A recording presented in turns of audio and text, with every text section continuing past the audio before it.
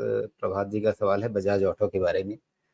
प्रभात यादव पूछ रहे हैं कि बजाज ऑटो में इन्होंने ओके होल्ड है 110 शेयर हैं इनके पास, 88-50 का इनका भाव है।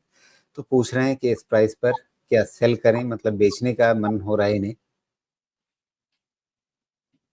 देखिए अभी भी बजाज ऑटो को आप मेनली देखेंगे ना, तो जितना भी बजाज ऑटो आप देखें टू व्हीलर्स में मोस्टली जब तक इनका एक्सपोर्ट ओरिएंटेड ग्रोथ बचा रहता है, इनको कोई दिक्कत नहीं होती है।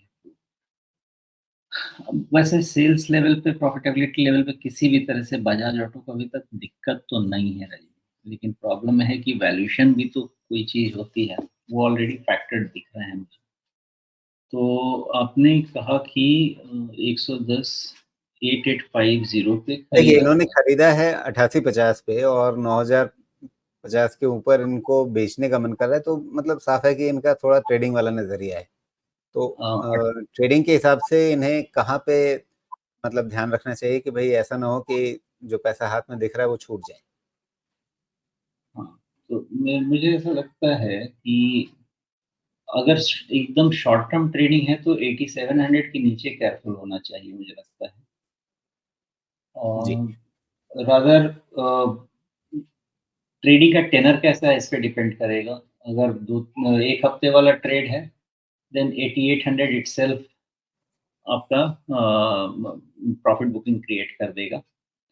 लेकिन अगर आपका थोड़ा सा महीना डेढ़ महीने का व्यू है तो फिर आपको 8400 के आसपास 50 डीएमए है, वहां का ध्यान रखना। और जी। वहाँ पे अदर पैरामीटर्स भी इसको सपोर्ट दे रहे हैं। तो महीना डेढ़ महीना वाला अगर बात है तो 8400, लेकिन अगर इमीडिएट ट्रेड की बात है तब तो मुझे लगता है 8800 पे अपना रिस्क कंटेन आपको ज़रूर करना चाहिए, बाकी फैसला आपको खुद लेना चाहिए। जी। फैसला तो अंततः इनका अपना ही होगा, लेकिन अगर ध्यान सिर्फ ये हो कि भाई ऐसा ना हो कि भाई ये शॉर्ट टर्म ट्रेड लिया था, हाथ में पैसा आ रहा था, वो पैसा छूट जाए।